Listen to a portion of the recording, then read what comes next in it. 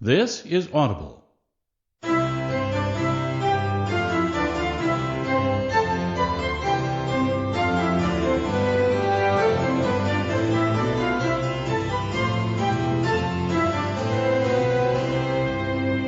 Hello, I'm Ricky Gervais. To some, society is a cage trapping and oppressing free-thinking individuals. But to others, society offers essential structure and regulation, preventing anarchy and the worst excesses of human behaviour. Each society has its own codes of conduct, ways of doing things. But who decides these social norms, and how are they governed? From the formative democracy of ancient Greece to the communist totalitarianism of Soviet Russia, history has shown us that there are as many forms of society as there are people to populate them. To discuss society and our place within it, I'm joined by Stephen Merchant, award-winning writer and graduate of the University of Warwick. Hello. And Karl Pilkington. You know the score, little round-headed twat. Right. In ancient Greece, every year 500 people would be selected from that Grecian society, and they would have to sit there that year, and they would propose laws, and everyone else would vote on them. And that was their obligation. They were obliged to be one of that 500, if they, a bit like jury duty, called up, and then they had to propose their ideas, and then the rest of the citizens voted on it. Now, if you're in that position, all right, you're called up, what rules and laws are you instigating? You might go, right, I want an egalitarian society. I want freedom for people. I don't want slavery. I don't want any sort of oppression. Would that be high on your list? Well, you could say, you know, when I worked at Cordon Bleu, there was times when I thought, being treated like a slave here. You weren't though, because you were being paid and you were free. So. What do you mean? I wasn't free. I was on like from 9 till 6. Yeah, you had the choice to leave the job. Slaves didn't have the choice to leave. They wouldn't go. I didn't have any actually, choice. Actually, Mr. Jackson, I'm thinking of leaving your employment. No, the money's no good, and I don't like the dwellings. No. They didn't have that choice. I didn't have a choice. Yeah, you did. The only other choice was Tesco, and they'd already turned me down. No, that's not. That wasn't. No choice. That wasn't the lack of choice given to most slaves. But the slaves who built the pyramids, that wasn't an option for them. It wasn't like they could go, well, I could get a better gig on the Sphinx. Yeah. Yeah. I'm just saying. No, you're not saying anything. You're saying absolute drivel again. Here's a little Greek proverb for you. A society grows great when old men plant trees whose shade they know they shall never sit in. What do you think of that? That's amazing. Can you say it again? Say it again. A society grows great when old men plant trees whose shade they know they shall never sit in. Do you understand? Yeah, just saying they're planting a seed, they grow a tree, but trees take ages. Yeah. It takes a long time. Yeah. That old fella's not going to get any joy out of that. Right. But if he's lucky, yeah, the fella next door might have done the same years ago. So it's all about sort of planting a seed, looking after each other. That's great, actually. It's not. I don't think it's directly what it means. It's almost the point. Yeah. That's good. Yeah, I think he means that future generations. But yeah, if the next door neighbour had done that, then yeah, that works as well. But you seem to agree that that's a good point. Do you agree that seems a good point to you? But I'm sort of guessing he enjoyed gardening anyway. Part of the enjoyment was in planting that seed. It's the old metaphor problem again, isn't it? I know, yeah. It's not specifically about trees. You know, you plant the tree, as you say, and you may never see the beauty of or the benefit of that tree, but other people will. But as a metaphor, what he enjoyed is the fact that he's added to society and human life, and he's got a legacy and all that. But by the same time, when I went to Ibiza, right, now there they have motorbikes, people flying around on them, people don't wear helmets. You might even get 3 people on a moped. I saw a farmer with a goat in a basket. They don't care. They're whizzing around at high speeds. A lot of deaths there. Yeah. And they'll have a lot of those areas where someone's come off, been killed, people put flowers there. Yeah. And because that happens a lot, it's a lovely green island. Now here, we're saying wear an helmet. You're saying that all the deaths make it nice because there's flowers. It makes it lovely. Because there's loads of flowers So everywhere. with death comes beauty. So that's another metaphor, you can have that one. That was one of the most tortuous things I've ever... That was extraordinary. But look at London. That was extraordinary, Carl. Right, Carl.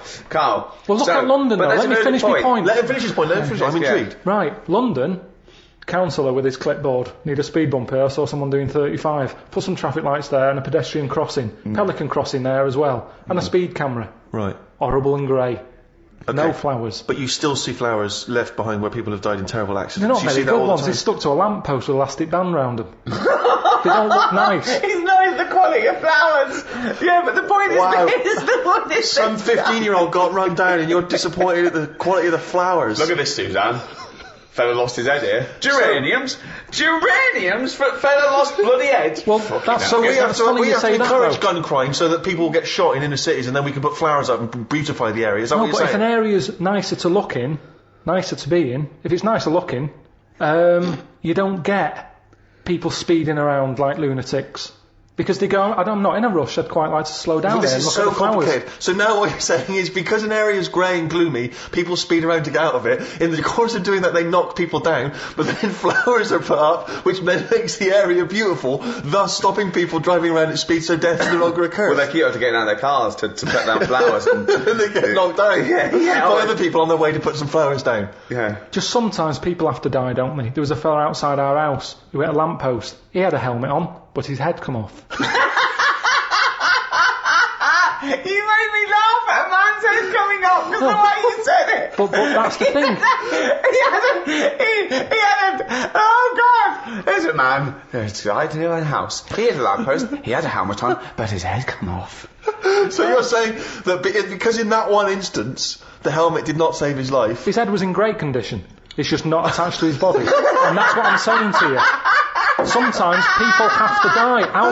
How far do you take all this stuff of safety gear and slowing down and wear bright clothes at night? And it's just too much. Very important point, you see. We give people crash helmets, we give them, seat belts, we make them wear that, right? Do you think that's right for a start? Do you think someone should be made to wear a crash helmet? They're only hurting themselves. Crash helmet.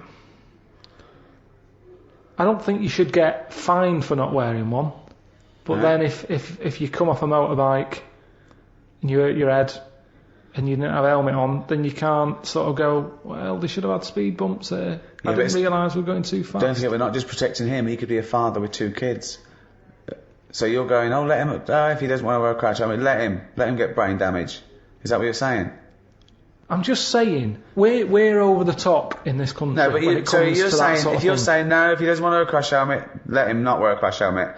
He doesn't wear a crash helmet. He comes off his bike, he smacks his head in. He's a vegetable. He's like that, sitting at home like that. And yet the 2 little kids come to you. You're in charge. Don't forget, we put you in charge of society here. And they come to you, 2 little kids. They go, President Pilkington, what? Why did you let my daddy not wear the crash helmet? I didn't. We paid. We put leaflets through the door. We had adverts on the telly, Sunshine. Yeah, but why? It's your dad's fault. But why wasn't it compulsory? Because he wanted.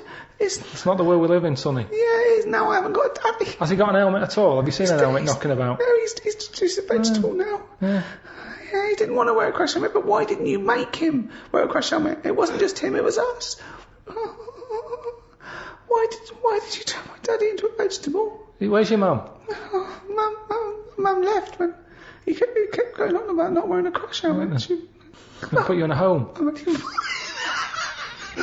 I just think, see, this is the problem. Everyone's looking for someone to blame. Yes, but this is interesting though because you were particularly callous to that little 4-year-old boy who seemed so sweet and adorable. Yeah. But why wasn't he giving this stick to his dad? Well, his dad's dead. He's a vegetable. He's dead. He's good as dead to him. His dad went within the law. It was not the law to wear a crash helmet anymore because you said, forget it, I don't want a nanny state. I don't want, if you wear a crash helmet or not. He wasn't a responsible parent. He hadn't thought it through. But this is your job. Some people aren't responsible. Society keeps them on track. This was you were in charge. You should have made him wear a crash helmet. He had 2 kids. We've heard from one of the kids. What's the other one's attitude? Is he younger? He's a bit younger. Is he even younger still? Yeah. President Pilkington. My brother's crying now because you shouted at him. I wish you'd have made my daddy wear a crash helmet. Why didn't you make your daddy wear a crash helmet? Well, he won't listen to me because I'm not in charge He didn't of listen society. to me.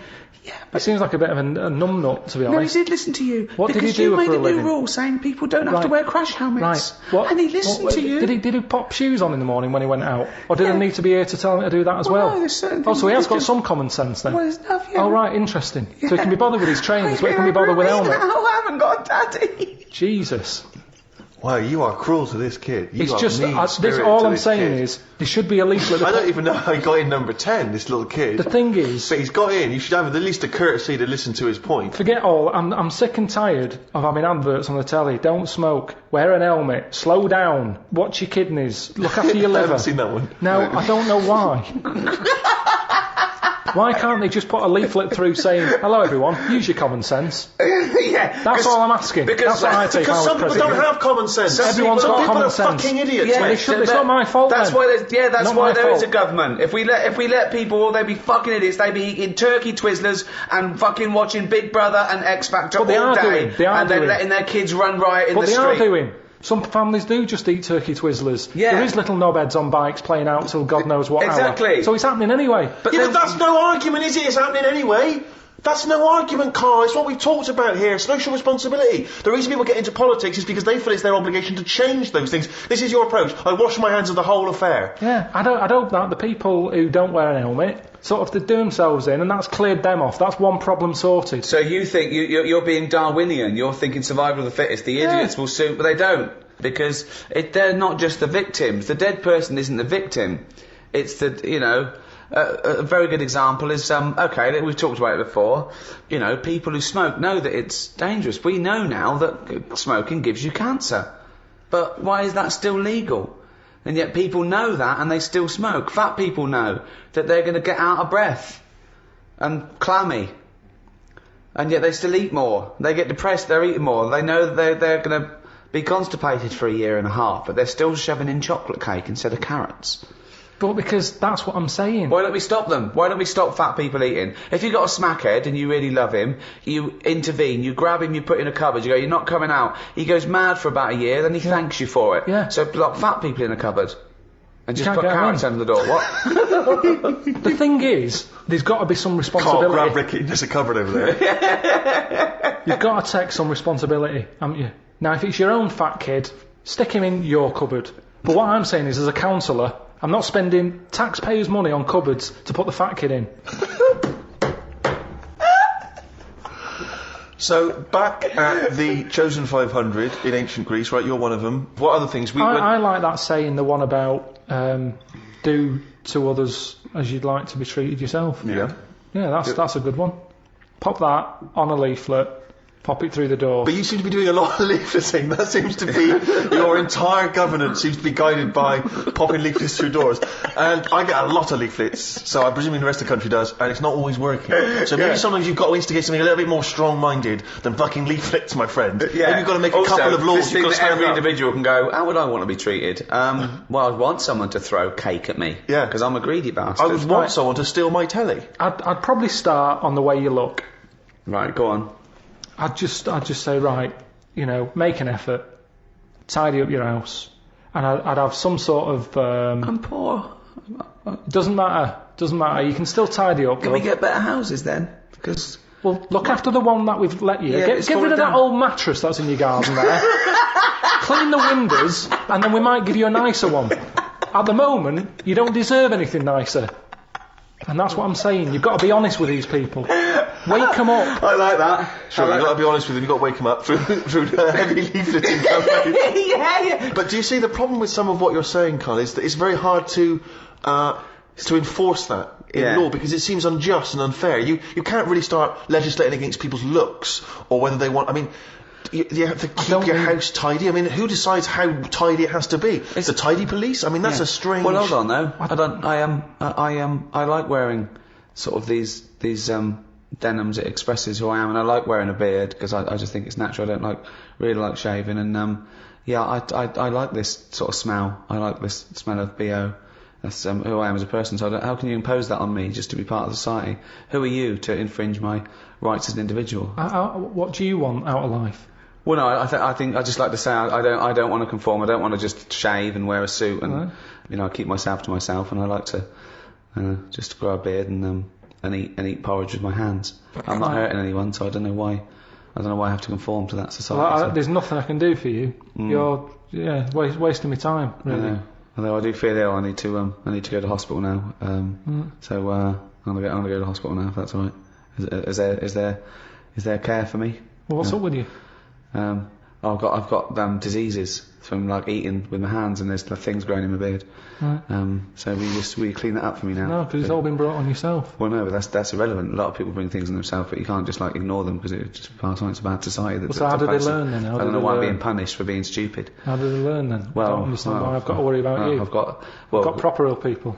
Well, I had a kid whinging at me this morning because his dad was a Mong.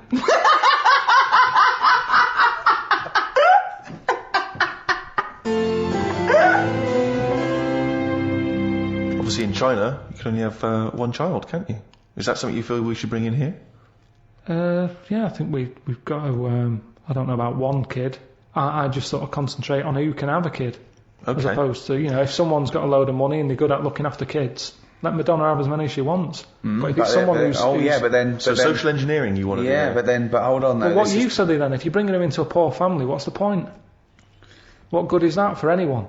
It's not good for the people who've had the kids. So who's deciding who's allowed to have how many kids? Are you deciding? I was brought into the poor family, wasn't I? What? I was brought into a poor family. Yeah, no, I'm talking really poor. So third world. No. What, poorer than that? Poorer than no money at all? No, somewhere in the middle again. You've gone too far the other way. Okay, why has it always got to go the other way? Cornwall. I just mean like the people who I've told you about on the estate sometimes, who had that one who chased cars and stuff. He wasn't happy. They didn't care if he was there or not. What's the point? Right. So hang on. So let's imagine that Ricky and I are husband and wife. We've come in, right? What's your questions to us to establish whether we are allowed to have a couple of kids? Hello. Thanks for coming. Me and my husband, we can't have children. Why not? Because he's got no sperm at all. Okay. He had one sperm and it was too ridiculous. It was awful. It just came out like a dead anchovy. Right. And you're meant to have 300 million tiny ones, and he had one big one. It was horrible. I had to pull it out. It was like a leech. And also, I haven't got a vagina, so there's no place completely to smooth down there, like an action man. Yeah, it was just that. I don't know, but we love children, and we wondered if we could have a child. What do you do for a living? What do you do? What's your work? I'm a rapist. Right. And I dispose of the bodies. Right. Well, fill out this form. I should have clarified. A rapist murderer. Yeah. Fill out the form. Yeah. He does it in the wrong order as well, I must say. So, no, number of times I've disposed of the body. He said, I haven't made that one. I just wondered what else you need to know about us. Because even though that was our little joke, by the way. He doesn't rape. I work in an office. He works in an office in the town. But I'm a housewife. She's a housewife. I'm making a little nest for when we adopt a little child. We don't earn a great deal of money, but we're good parents. We're very good parents. What's that based on? Well, we're good people, I mean, aside from a few naughty jokes. We're God-fearing people. We believe that God is watching all of us, and we believe in the Old Testament. And sometimes he tells us to kill and rape. Yeah, sometimes he does, yeah. Particularly, we've stoned a couple of homosexuals this week alone. We're joking again. We're joking again. We don't believe in God. We're from an atheist and believe that our time on earth is all we have, and then when we die we become worms meat. Right. Well, you filled out. But we've already painted the back bedroom. That's ready for the little child. We painted it black. Because we want our child to be a Satanist. Right. Joking again. Little joke from us. We want him to be an accountant. Right. Yeah. Gay accountant. Some would say the same thing, only joking, of course. I think there's too much in society where people are pressured to be heterosexual, so we're going to try and make ours a homosexual. So we don't care whether you get a homosexual or a heterosexual, but I tell you, by the time he's 14, he will be as queer as the Ace of Spades. Right, so you filled out the form. Yeah, we'll pop that in, get it processed. Right. Okay, but what kind of questions are you going to ask us? None really. None. Just my job. You're happy. You're happy my job with us. to pass the forms on. We've passed the interview. Because that's the sort of world we live in now. God. We don't want a child. We don't want a child, actually. But do you know where we could buy a knife and a sack?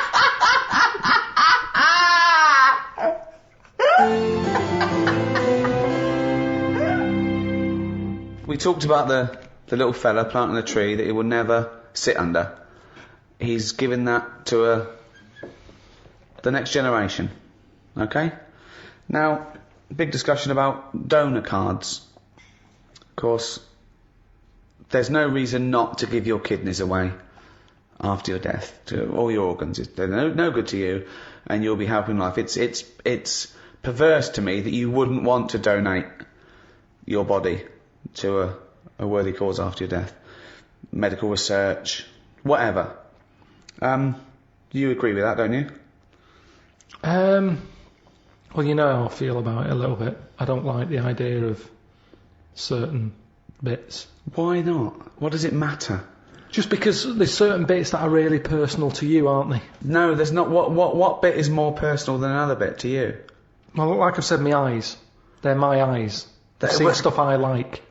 Yeah. Now, what happens if someone else has them and they start looking at stuff I don't like? I don't like the idea of that. But that's ridiculous, because your eyes they're just bits of tissue. They haven't got your. But we don't know, because they found out know. there's something called cellular something or other that I've told you about the person who had some sort of operation and ended up like in Yellow Biscuits. I've told you about. Yeah, but that's bollocks. It's the same you thing told with us the about eyes. it, but I dismissed it as bollocks immediately. Not just because you said it, because it was intrinsically bollocks. No. But it could work the other way anyway, where the person who has my eyes starts looking at ants and insects and stuff. I might It's all carry on. bollocks. Again, this is all bollocks. Got none of your memories, none of your thoughts, none of your reasoning, nothing of you, none of your personality. They're just a collection of cells that now have light going through them and making this new person see. They're a lens. They're a lens. That's all they are. So there's no reason why, this was the crazy thing, isn't it, when people started saying that they wanted their organs to go to a particular race of person, and obviously that's illegal. Also, it shouldn't be the choice, really. I think you should have that opting out, that you have to say that you don't want your organs given after, and if you die, then they assume that those organs are up for grabs because there's a shortage. So what do you think of that? Like I say, they can have certain bits. They're not having the eyes. I think that's fair. Can they have the cock and balls? I'd prefer it if they didn't. You're saying no one's going to have my eyes or my cock and bollocks. What if the tables were turned? Yeah. What if someone said, Carl, you've lost your cock and bollocks in a terrible accident. It's all right, we put some flowers at the scene of it. It's brightened the area up. But we've found a donor who's happy to give you his cock and bollocks. He's dead, but his cock and bollocks we kept on ice. Would you accept them? They're absolutely lovely match. Better than yours. Yeah. Bigger, younger.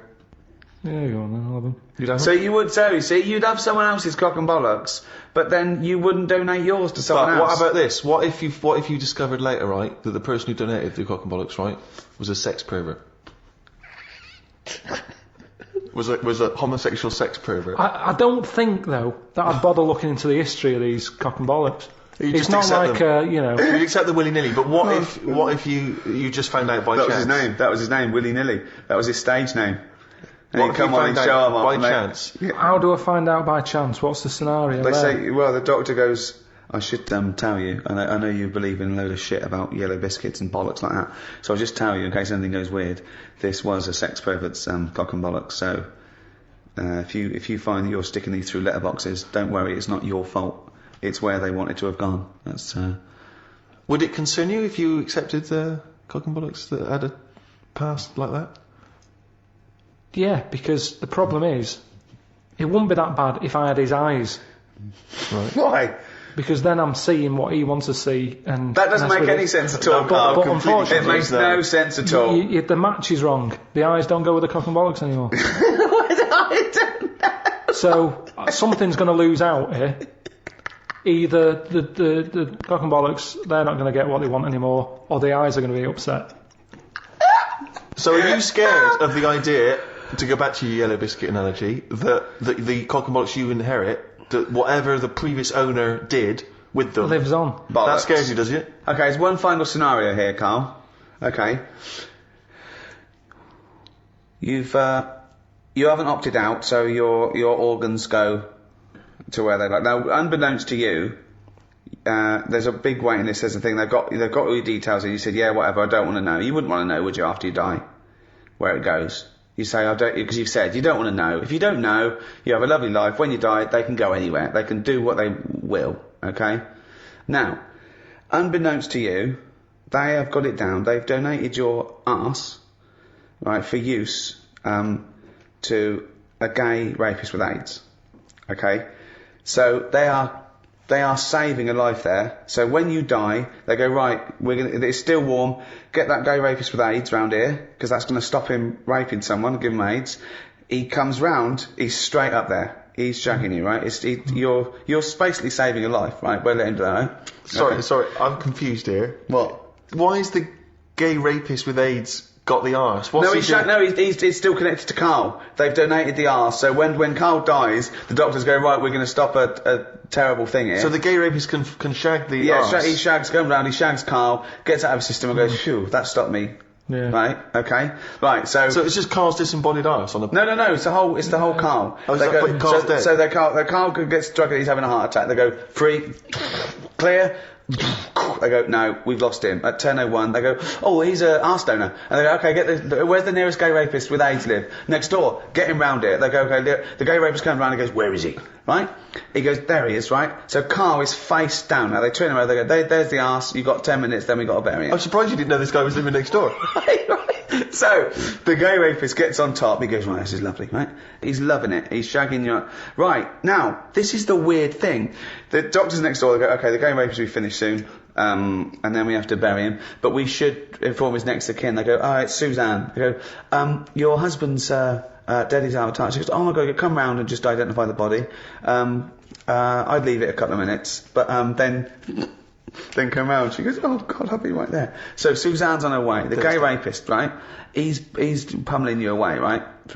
But you will not believe this. Oh my God. The movement and the way he's shagging you, right, has started your heart. Oh, wow. Right? This is a stroke of amazing good fortune. Right? So you go, he goes, right? He, right, has a heart attack.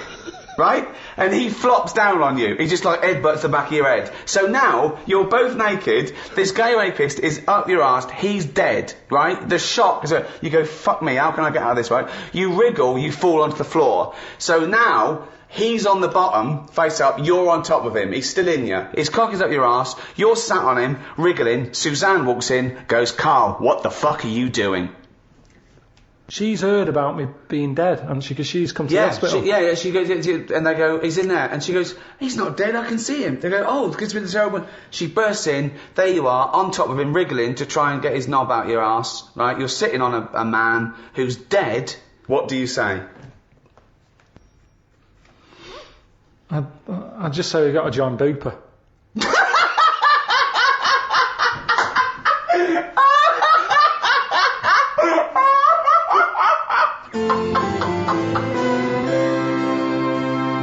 Very hard, isn't it, to imagine yourself a different period in time and how you would have reacted. Now, if you think about America in the 1950s, black people still very much second-class citizens. You've obviously heard of the famous Rosa Parks incident, in which she was obliged to move on the bus from where she was sat to somewhere else, and she chose not to, and she was arrested for it. It became very much a sort of figurehead of the civil rights movement. Had you been travelling on that bus, what would you do? And am I far from where I'm getting off? So once again, you can't just nip out at the next stop so you can wash your hands of the whole affair. No, you're on that bus, you've still got a number of stops. You live further away than Rosa does because you've got a lovely big house, whereas she doesn't have a lovely place, she can't afford it. So you've got to stay on that bus. You've seen this now, you've seen this bus driver demanding that she gets up, gives up that seat. Maybe she's given up that seat for you. Maybe you've got on that bus as a privileged white man and she refuses to get up on your behalf. I'd probably go, it's alright, I'm standing, I'm alright. But why would you say that? Because you're thinking of the modern day Karl, you're not thinking of the man from the 1950s. Well, the thing is, we don't have to go back in time. We can go to a country now where you'd see an injustice, where you were outnumbered by the law of the land. What if Suzanne wasn't allowed to sit with you on buses? What if now a law came in that women were second-class citizens and she can't come with you, wouldn't you go, no, fuck that, she's sitting with me? I'd say we're only going around the block. We've been to the shopping centre. Be home in 15 minutes. Can you take that bag with you? Because there's no one sat next to you down here. I'm a bit crammed in up here. There's more blokes on the bus. I'll see you in a minute. It's not a big issue. I've done it on the train, where I've booked tickets and they've ended up being different tickets. And I've gone, I'll see you in an hour and a half. I've got an iPod. But so you went first class and she was in the But that's luck. That's luck. That's circumstance. One is policy. Surely you can see the difference between a principle and a bit of luck. But it's what you get used to at the end of the day. I mean, I'm not walking past them slapping them on the back of the head. I'm getting on, and it's just that's where they sit, that's where we sit.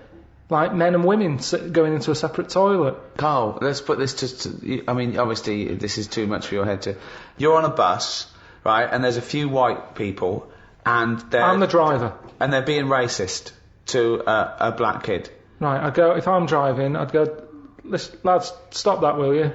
If you're going to be racist, can you get off at the next stop and do it there? Well, you know, we've all had a tough day. It's the end of the day. We just all want to go home. We've all been working. Right. He's not in your way. He's sat in his own seat. Sit back. Calm down. Had enough. But what if they said, no, we usually sit there, we want that seat? Would you think the black kid's a troublemaker? Or would you go, come on, just move, mate, it'd be peaceful? I'd go, what do you want to do? Do you want to move so this is calm down? Or No, you shouldn't say that. He doesn't matter if he wants to move or not. It's his right not to move. Do what you want, then. If you want to stay there and fight your own corner. No. He wants to stay there. Don't you surely you want to be on the side of right. I'm just doing my job here. I'm sat driving a bus. I'm driving a bus for 30 quid a week here. I'm getting a load of grief off some people at the end of the day. But think bigger than the bus rule. It's not just a bus thing, alright? Just imagine that you're not a bus driver.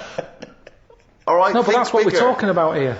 But yes, but Ricky's trying to make a point. It's an analogy again. It's about you taking some kind of responsibility that could put you in harm's way. Yeah. That could mean that you've got to stand up to danger or to bullies or to aggression. If someone's attacking Suzanne, she goes, Carl, help. You go, no, I could get her here. Because I know the full story here. But this is what I'm saying about Rosie, what's it? I'm just saying, she sat on the bus. How did it work? She got on the bus, she sat where she wanted. No, I'll tell you how it worked. The middle section of the bus, black people could sit there, but it was up to the driver's discretion to change where black people could sit, depending on the number of white passengers that got on. So she sat in a seat, some more and more white passengers get on, so this bloke decides, well, no, actually, this is no longer the black section, there is no black section, because there's enough white people, you've got to stand up. Right. And she decided, no, I'm not going to get up. It's my right to be able to sit on this bus, as a person, as a human being, not whether or black or white. And that was why she got arrested. Well, she lost in the end, didn't she? What do you mean she lost in the end? There's a black president. Yeah, but it's not because of her getting on a bus. That's just because times changed. Yes, in a way it is. I don't know. Because she became a spearhead of the civil rights movement that was spearheaded by Martin Luther King. But all those little things go towards change. On a different bus, on a different day, it might not have turned out that way. That's what I'm saying. It might have been, someone else who goes, get off, who's been in a right mood, might have been in the pub all afternoon. And she's there going, I'm not moving, and he's fed up, he's up to here with it. Sorry, so she's pissed up now? She's pissed up now. No, the person sat next to her. Yeah. Might have even been a black bloke who's been working hard.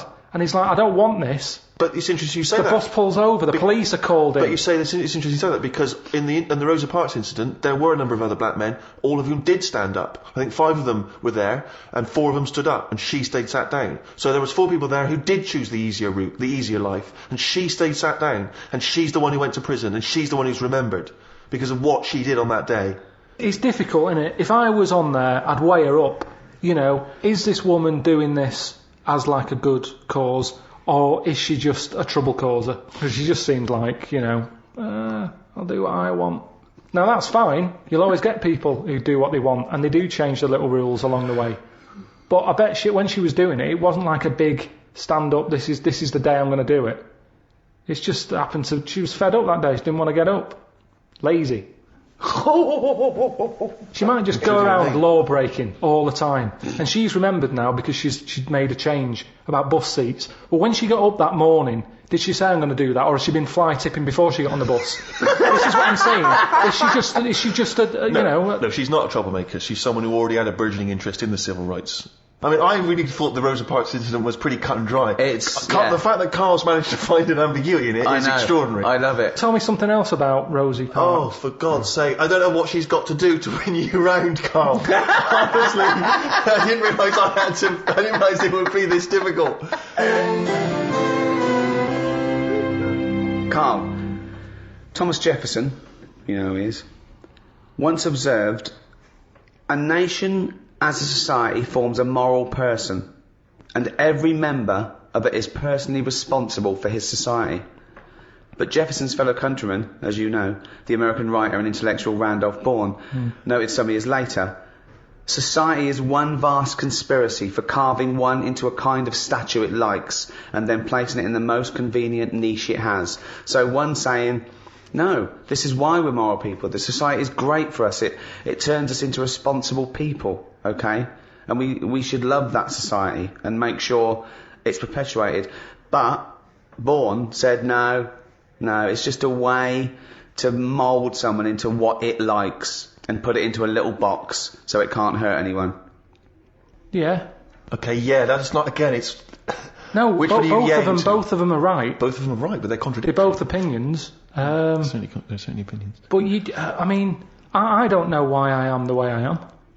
It just happens, doesn't it? I don't like killing a fly. No one would stop me if I did. But there's something in me that goes, don't do that. Right, so this is a very important theory, because you're basically saying, well, you could be saying one of two things. You could be saying that goodness is innate. Not likely. No. Or he could be saying that there's a morality that transcends rules and society pressure. Whether or something's legal or not doesn't mean that you have to do it because it's legal, and it doesn't mean you don't... Yeah? Is that the one you meant? That's what I meant. There was a bit of trouble in our yard the other day. Right. Between a wasp and a cricket. No, the thing is there any point to this at all, or are you just going to tell us you saw... Are you going to extrapolate some analogy from this? I think so. Okay, yeah, well, let's see. So there's a wasp... Yeah, well, so look at the whole scenario. As you said, sorry, just to clarify, as you said, it was kicking off. Right, okay. Whole scenario. So you're looking out your window. No, I'm in the kitchen by the sink. Yeah. Washing up, we've got a new sink. We've got a dishwasher as well, but I said, well, I'll use a sink, we paid for it. Let's give it a go. So you're like a Luddite threatened by the technology. You're thinking your worth will be taken away, your reason in the world will be taken away by the dishwasher. So you're going, no, Suzanne, we've got a dishwasher, but I am going to carry on. You're going to need me. I want to show I'm needed. I wanted to use it. It's like, I don't understand it if someone's got a really nice car but they have a chauffeur. Drive it. It's yours. Enjoy it. Enjoy your car. Well, feel a gear change. Yeah, but you don't drive. No, I know. Yeah, so that's all right. But what I'm saying is, I've got a sink, I've got a dishwasher. What am I doing? If I put the dishwasher on, what am I going to do? I'm just going to sit down and do nothing. Probably. Wash up then. Do something useful. I do a better job than the machine does. Well, get rid of the machine altogether then? No, because sometimes I might want to go for a walk or something. Well, why don't you go for a walk all the time? It's good for you. I'd had a walk in the morning. Anyway, so I'm washing up. That was all the prelude to the wasp and the cricket story. It better be fucking good to top that. His life's so complicated. For a man who does nothing at all, right? His life is so complicated. No, because it's the same thing. The kitchen's failing new. All right, you're washing up for Christ's sake. You're using a new sink. The dishwasher's there. It's not doing anything. It's not even plugged in. It's pointless. What's going on? I'm washing up the few plates. Right. The kitchen door's open. Right. Suzanne says, "Oh my God, look at that." What? There's a wasp and a cricket having a wrestle. I've never seen it before. Wait! Are you sure this wasn't Mexican television and it actually was a sporting Two people event? dressed up. Yeah. So they're there wrestling, and I was like, "Well, stop them then." So Stop! Whoa! You don't interfere with fucking Rosa Parks. Why are you interfering with a wasp and a cricket? Because one, I didn't even know they didn't get on, to be honest. So this is much bigger metaphor than black and white. Because listen, this is more important than apartheid and segregation. Because I didn't even know they didn't get on, to be honest. Because they were sort of wrestling. I said, and my hands were wet, so I couldn't do anything. I always overdo it with the fairy liquid. Yeah, sure. So she's there. I say, separate them. Of course Suzanne! So she uses a tea towel, flicks them. Flick. Clever. Right. Good Right. thinking. The wasp goes its own way. The cricket's sort of jumping about a bit. But who was fighting who? So I'm sort of saying that is really weird because wasps are changing quicker than anything else that I keep my eye on. Okay, well that's just your theory and it's not based on anything. Well, I told you a couple of years back I saw one eating chicken. They shouldn't be doing it. So anyway, so now they're causing trouble with a cricket. Whoa, how do you know it was the wasp's fault? This is prejudice. Why do you think it was the wasp's fault? What if the cricket would have started it? What if the cricket's got a society to go, we hate wasps, we hate their stripes. We hate them. If they come here, fight them. If everyone comes down here, fight them. How do you know it wasn't the cricket that started that? Well, I suppose at that time I didn't, but since... Oh, I don't subsequent know. Oh, information's come okay, through. sorry. Okay, So It's anyway, like Columbo, isn't it? We saw the- yeah. so I saw all that, we broke it up, the cricket was sort of shaking a bit. Definitely not! Definitely not! It was shaking a little bit. Yeah. So I sort of prodded it, put a little leaf over it because it was a hot day. Thought I'd put a leaf there so it doesn't get overheated. I love I'll this, keep an eye like on it's it. done the marathon. It's got a little, it's got Mars on the leaf, written So- on the leaf, and now it's just walking over the little medal. So Suzanne, I'd leave it for a bit. Leave Get it. on. What did About you half say? an hour, about left it for half an hour. What did Suzanne want to do? She wanted to interfere, did she? What did she want to do? Just sort of like... No, she just sort of said leave it, stop messing with it. It's probably a little bit knocked out, a little bit stunned. Sure, let's Right. get on with our lives, she said. Yeah. So I put the leaf on it. You're putting too much very liquid. Why don't we use the dishwasher? We go- Cost us 400 quid, you dirty bald cunt. So we go off, and half an hour later I get back in and I said I'm going to go and see the Where'd you cricket. go? Where did you go? Just for a walk. But hold on, why didn't you put the dish in the dishwasher and go for a walk? I don't understand. So now now as a dishwasher sitting there bone idle, you're washing up when you could be walking, and then you're still Well, it's walking. a good job I didn't go for a walk though, wasn't it? Because how would that have turned out? That fight. I don't know. There would have just been a pool anyway, of blood on your back door. So Porch. I've been out, back in, have a look. Cricket's still there. Noticed one of its legs gone. Oh, Don't know if the wasp did that or the tea towel flick. or it was already disabled, and that's why the wasp thought this is an easy one. What if the wasp was helping it? It wasn't, no, honestly. But what It if was, it's going, it was excuse such me, a Mr. Wasp, commotion. because we're such friends and humans don't understand us and anyone interfered will definitely don't understand us, right? He's not an entomologist, Well, right? this is when I got the computer out, Right, had a look, and it's a, what was it called? I brilliant. can't remember. What happened is the wasp apparently does this a lot, and it stings them in the head. Right, not this particular... There wasn't like a little profile of this particular wasp. Yeah. On a kind of It's just police website. an incident that Just happens a generally lot happens between wasps, wasps and crickets. Right.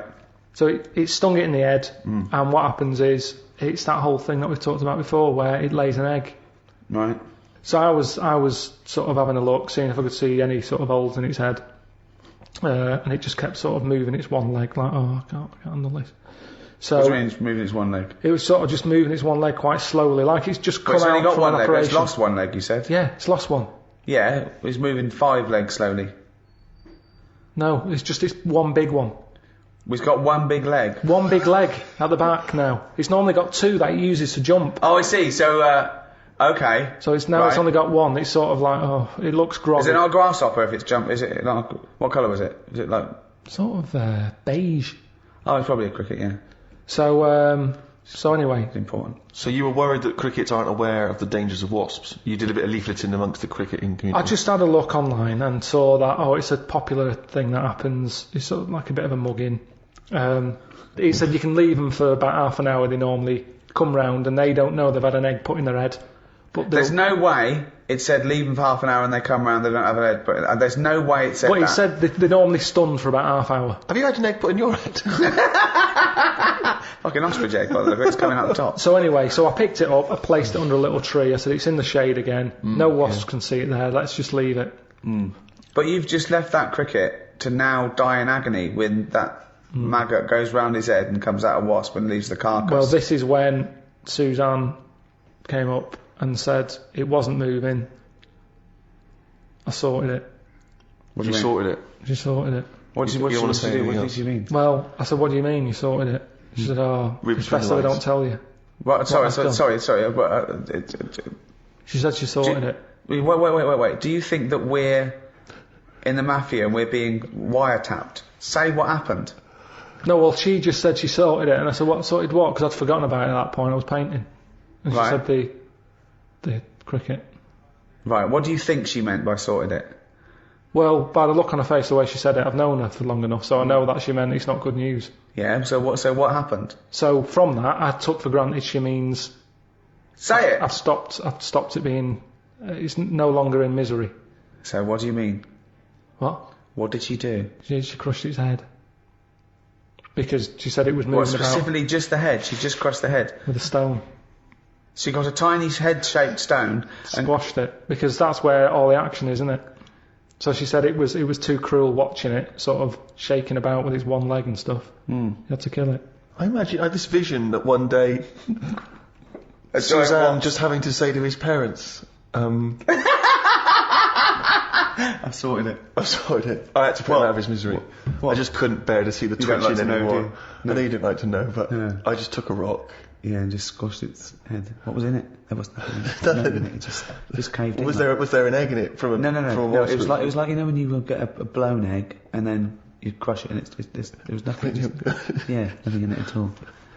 But I just think he seems happier. I'm certainly happier. I was happier because I'm much happier because he's sort of he's more sensible without the head. Yeah, we're still happy together, but now we use the dishwasher instead of him washing it up when we've already got one that costs 400 quid. What metaphor are you taking from this? Just the way... Yeah, so that's at the beginning. There was going to be a point you were going to extrapolate for this, like a fable. So what did you learn from that? I thought I was doing right at the time. And that's important, isn't it? And is it objective or subjective? You know, one person's evil is another person's good. Some people think abortion is the worst thing you could do. Others think it's a woman's right, and it's a kindness. Some people think that you should never kill under any circumstances. Other people say that some killing is morally right.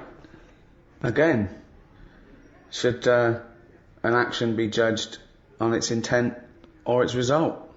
If someone said to you, "Oh, I thought I was doing a good thing," but they opened the windows and your cat fell out. They thought they didn't even know you had a cat. Did they knock it though, or did it just jump out? It just jumped out. Well, I'd say it's not my fault. Your cat's daft. No. It was hot in here. Right. I've opened the window. Yeah. Well, I'm not getting the blame for that.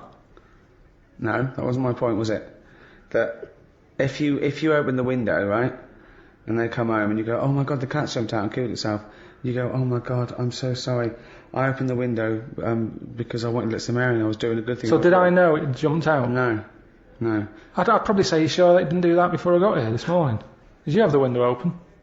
Right. I don't think looks like it's been there a while. So that's a bit already hard. you instantly don't want to be culpable for your own actions. I mean, it is Hang your on fault. a minute, it wasn't me who did it. It is your fault the cat's dead. Yeah, it's an accident, but nevertheless it's still your fault. If it's definitely me, I'd say, it jumped out. I opened the window because it was hot in here. The cat jumped out, dead. Let's go and get another one. Right. I wouldn't worry that much about a cat. Right, but what if it was a baby? Well, it's a bit awkward, isn't it? Yeah, I suppose it is.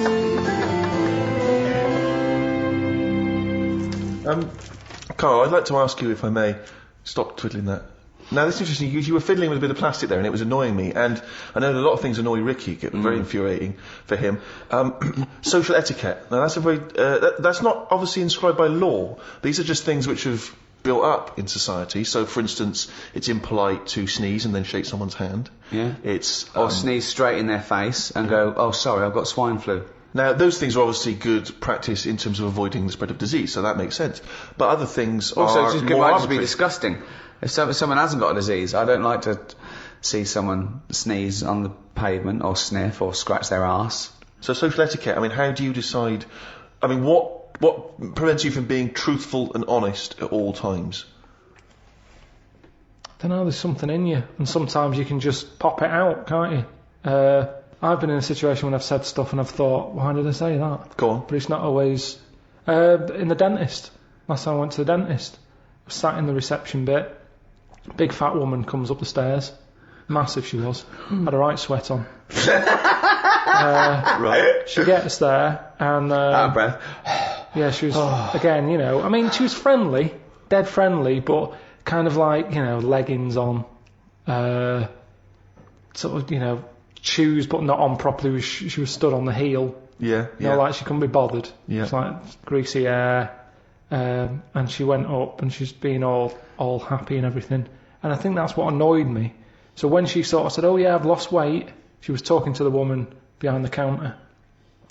And she sort of said, yeah, I find it really difficult, especially living where I live and having to come down this high street because there's so many cake shops and everything. And she sort of said, you know, today I've walked past, normally I always have a coffee and a donut, but today, you know, I didn't have a coffee and a donut.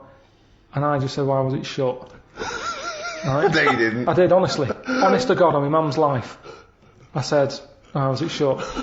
She said, oh, Hold on, why did you butt in? She wasn't even talking honestly, to you. I know, it's really, really weird. It's But really did you have weird. to shout across the dentist waiting room, or were you No, stood it was next just, to it was it's a small waiting room, so you got the stairs, you go in, you've got about 4 chairs, and then this old desk, and I get on with the woman behind the counter, and I always sit close to it, and it was just me there, and I was talking to her about going to Corfu or something. She comes in sweating like some bison up the stairs, and she's there, and because she was showing off, and it was like, well, you should have done it a long time ago. I think she annoyed me that she wanted some sort of pat on a big hefty fat back. That she hadn't bothered having a donut that day. Now, maybe it's the inner me that just came out, because I remember saying it and actually getting home saying to Suzanne, oh, I said this, and I didn't even think I don't know I know where what you it mean, came though. from. Sometimes you want to go around with people and they're going, I need, you want to put them down. You want to go, I'm stopping out with you because you're going to go straight back to that. You can do this, that. You know, I know you've had a lot. Just inject them in the head. Absolutely pointless. Get rid of it. Yeah, I know what you mean. But talking about social etiquette, I was in flying to Edinburgh, and I was with Matt, my assistant, and there was a bloke on a mobile phone across the way. Right, he's going, yeah, I'm just going to get on the plane now. And he kept talking that loudly to people, right? And I was fuming. Then he stopped and made another call, and I was giving him dirty looks, and Matt was going, no, sit down, son. And then he was going, hiya, in the airport. And I shouted, he's in the airport. He didn't notice. I was shouting over. I was fuming, and Matt was just getting so embarrassed. But they don't see it, though. And people were looking at me like I was the mental case. Yeah. But it was so fucking loud, and I moved through to another place. But I wanted to get someone. I wanted to be policed. I wanted to go, right, there's a cunt over there swigging beer, thinks he's a fucking Gordon Gekko player, and he's not. He's some cunt who's got his first mobile phone. Right? But you know what I mean? Yeah. That is infringing. That's like passive smoking to me. Yeah. It annoys me when you hear these awful middle-class parents talking to their kid loudly enough to let everyone know what their kid knows. Do you know what I mean? Yeah. They bring up conversations because they're showing off about the kid. Toby, what's that you were saying earlier about you preferred Beethoven to... Right, okay, if that kid talks about Beethoven and Chopin, right? Do you know what I mean, though? Yeah. It's like people showing off, Yeah. thinking that the world is interested in everything they fucking say. That thing about everyone's got access, which is fine, but it's those fat fucking morons on docu-soaps that go, I speak as I fucking think, you useless fucking blob of shit. Yes. Have an education. Research, think, discuss, then offer your opinion. And stop your kids chewing on a fucking big ball of fat. Your leg. Got someone specific in mind there?